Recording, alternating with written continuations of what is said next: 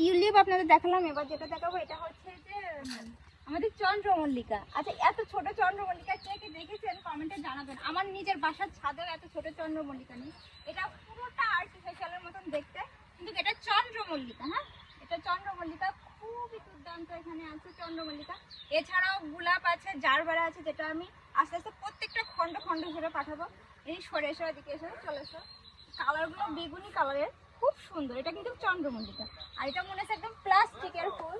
তো যারা যারা চন্দ্রমল্লিকা ভালোবাসে তাদের জন্য আমার এই ভিডিওটা, তোমরা শেয়ার করে দিবা, ভিডিওটা অবশ্যই লাইক করবা। এই নালি করা আছে, এখান থেকে পানি যায়। আর এটা কিন্তু টিউলিপের পাশেরটা, চন্দ্রমল্লিকা হচ্ছে টিউলিপের পাশের গার্ডেনটা খুব সুন্দর করে সেট আপ করা। এখানে কিন্তু সবই ফুলের চাষ হয়। মানে আল্লাহর দুনিয়ায় সবকিছু কেন এত সুন্দর, মানে আল্লাহ পরিপাটিভাবে সেভাবে সৃষ্টি করে দিয়েছে, এত সুন্দর। এটা যতই দেখবেন ততই মুগ্ধ হবে। এত সুন্দর, যতই দেখবেন ততই মুগ্ধ হবে। ক্যামেরার পিছনে আছে আপনাদের ভাইয়া, খুবই দুর্দান্ত। আমরা এই প্রান্তে আসার পরে দেখেন এই পাশে আরেকটা চন্দ্রমল্লিকা রয়েছে, যেটা সাদা সাদা আর অনেক বড় বড়। এই চন্দ্রমল্লিকাটা আমাদের বাসার ছাদেও আছে, এটা কিন্তু সচরাচর দেখা যায়। এটা সাদা এবং বেশ বড় সাইজের চন্দ্রমল্লিকা এটা। এই যে ওয়াও, মাশাআল্লাহ।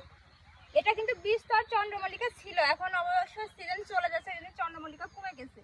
তো এটা খুবই সুন্দর, ফাটাফাটি একটা ঘ্রাণ, খুবই সুন্দর একটা। মাশাআল্লাহ, আল্লাহর সৃষ্টি সবকিছু সুন্দর বলো। এই চন্দ্রমল্লিকাটা আমি দেখিনি, ফার্স্ট টাইম দেখছি।